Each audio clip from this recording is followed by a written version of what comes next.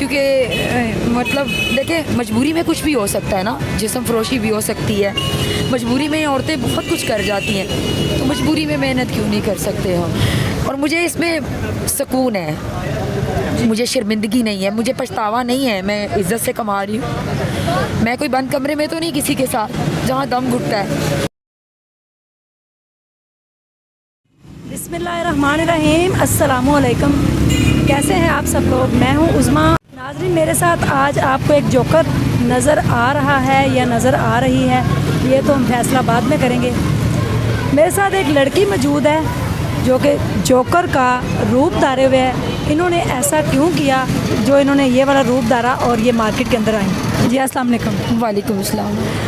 आपका नाम क्या है? मेरा नाम साइमा सरवर है। साइमा, मुझे ये बताएं कि आप मेडिकल की स्टूडेंट थी, तो आपने मेडिकल को क्यों छोड़ा, जबकि नर्सिंग में मैंने सुना है कि स्कॉलरशिप मिलती है और वहाँ पे लोग पढ़ते हैं तो साथ उनको स्कॉलरशिप दिया जाता है, और 4 साल के बाद आपने एक सक्सेसफुल नर्स बन जाना था, और उसके बाद आपने अपने घर की किफ़ालत भी करनी थी और लोगों की खिदमत भी। तो नर्सिंग का जज्बा जो है वो बड़ा अच्छा होता, आपने वो छोड़ के ये क्यों धारा रूप अपना? मैंने स्पेशलाइजर में मैंने कोशिश की थी कि मैं मतलब कुछ ऐसा करूं कि जो डिफरेंट हो।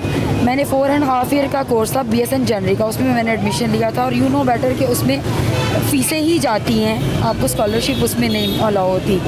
और मैंने वो 4.5 साल का कोर्स था, मैंने 13 माह किया। 13 माह के बाद छोटे भाई की डेथ हो गई, फिर 2 माह बाद बड़े की डेथ हो गई। दोनों भाई मेरे फोत हुए। क्या हुआ उनको? एक को हार्ट अटैक हुआ था, 4 बच्चे थे उसके, और एक मेरा छोटा भाई एक्सीडेंट में फोत हुआ था, ये आपके रेस कोर्स के बाहर, उधर से हमें उनकी जो है लाश रिसीव हुई थी। तो उसके बाद मेरी वालदा बिल्कुल अकेली रह गई थी। बाबा के बाद 2 भाई फोत हो गए। आपके बाबा भी नहीं हैं? जी नहीं, मेरे अब्बू नहीं है। 2018 में मेरे अब्बू फोत हुए हैं, और 2019 में मेरे जो है भाइयों की दोनों की डेथ हुई है। यानी कि मैंने 2 साल में अपने 3 लोग जो है वो फोत हो गए। मेरी फैमिली से खाली हो गया हमारा घर, और तीनों ही हमारे कफील कह सकते हैं उनको।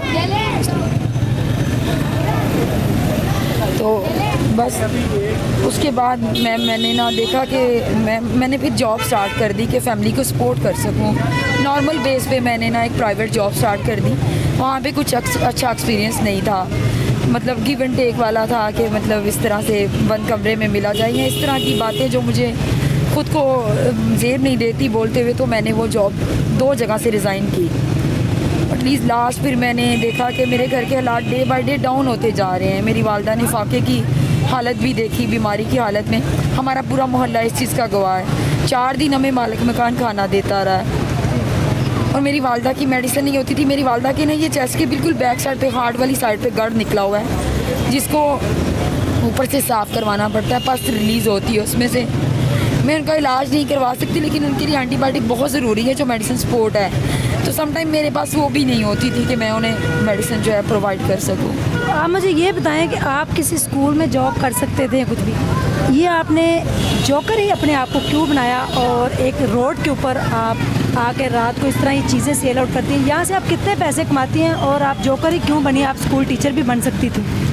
बिल्कुल आपने सही कहा, मैं स्कूल टीचर भी बन सकती थी, जिसमें 12-15 हज़ार तनख्वाह है, ठीक है, और वो मुझे महीने बाद मिलती, और मेरी वालदा इंतज़ार करती कि पूरे महीने बाद वो 15,000 ला के मैं 9,000 घर का किराया देती, जिसमें से मैं खाने पीने का ख़र्चा भी करती, और मैं अपनी वालदा की मेडिसिन कहाँ से लाती?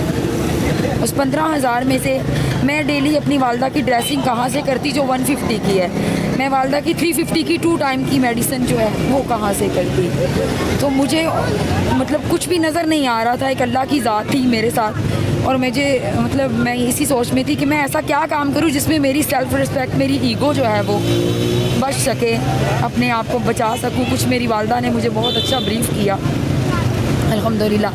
ये आपने कैसे सोचा कि आप जोकर बन के चीज़ों को सेल करेंगे तो कोई आपको पहचान नहीं सकेगा कि आप लड़की हैं, ये लड़का है? मैंने 4 माह ये काम किया, किसी को पता ही नहीं था, कोई गैस नहीं कर सकता था कि मैं लड़की हूँ। एक दिन बस मेरी किस्मत ख़राब थी, एक लड़के ने बाइक पे जाते हुए मेरी ये विग खींच दी, ठीक है, तो मेरे बाल लंबे हैं, वो कैचर भी ले गया साथ, वो वहाँ जाके उसने फेंक दी आगे। वो बाल खुल के आगे आए हैं ना, तो तब यहाँ पे बहुत से लोगों को पता चला कि ये लड़की है। विद इन 4-5 मिनट में यहाँ पे मीडिया आता है, जो कि सबसे पहला मेरा इंटरव्यू था, तो उन नाम नहीं मैं लेना चाहती, तो उस पर मेरा इंटरव्यू हुआ। उन्होंने पूछा कि क्या वजह है, आप क्यों। मेरा ये बैग छीन लिया गया जिसमें सारा दिन की मेहनत थी, 6 घंटे की 800 रुपया, वो भी छीन के लेके जाके वहाँ फेंक दिया गया। मैं वहाँ पीछे भागी तो मेरे पीछे कुत्ते लगे, क्योंकि मेरी शक्ल वैसी थी ना, मैंने अपनी शक्ल छुपाई हुई थी। तो बस मैम यही है कि बहुत मजबूरी की हालत में मैं घर से निकली हूँ, और अपने खूबसूरत चेहरा नहीं कह सकती, लेकिन अपने अल्लाह के दिए हुए चेहरे को छुपा के एक भयानक चेहरा लगा के लोगों को खुश करती हूँ, अपने दुख छुपाती हूँ।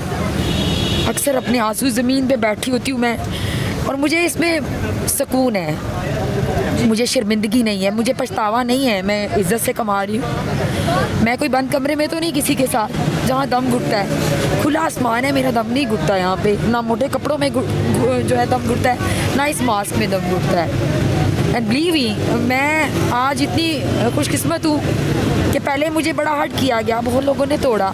नाउ टुडे, आज सेकंड डे है, बहुत से लोग गाड़ियाँ रोक के मेरे सर पे हाथ रखते हैं। ये पाकिस्तान की बेटी है, तो इससे बढ़कर क्या हो सकता है। आप क्या चाहती हैं? आप कोई बिज़नेस करना चाहती हैं? अब आप क्या चाहती हैं? क्योंकि अब आप सारी दुनिया आपको जानना शुरू होगी, तो अब आप चाहती क्या हैं? मैं यही चाहती हूँ कि मैं इज़्ज़त की, अगर मुझे कोई अच्छी जॉब मिलती है तो मैं इज़्ज़त की जॉब करूँ, जिसमें मेरे घर का ख़र्चा चलता रहे। और मैं डबल जॉब भी करने के लिए तैयार हूँ। मैं अपनी वालदा का इलाज करवाना चाहती हूँ। मुझे भीख मांगना अच्छा नहीं लगता, क्योंकि मतलब देखिए, मजबूरी में कुछ भी हो सकता है ना, जिस्म फरोशी भी हो सकती है।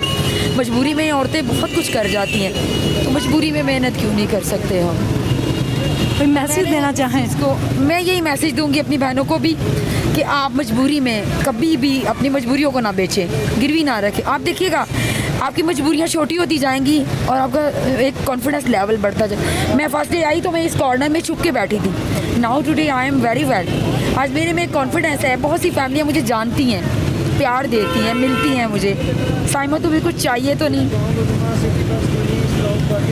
मुझे बहुत पूछती हैं। और अल्हम्दुलिल्लाह मुझे अल्लाह पाक से मतलब कभी न मैं अल्लाह तौबा नौज़ बिल्लाह अल्लाह सुब्हान तआला से मैं हमेशा शुक्र अदा करती हूँ कि उसने मुझे इस लायक बनाया कि मैं इज़्ज़त की रोटी कमा के खाऊं। आपका नंबर फॉर हेल्प के लिए आपका नंबर मैं चला दूं अपनी स्क्रीन पे? जी चला दें, लेकिन प्लीज़ थोड़ा टाइम टेबल का, मुझे सारी रात कॉल्स करके रिश्तों की कॉलें आती हैं, बड़ा मुश्किल होता है। तो हर बंदे को ये सब मैं कहती हूँ जी आप मेरे भाई की तरह, शादी में इंटरेस्टेड होती तो मैं यहाँ ना बैठी होती।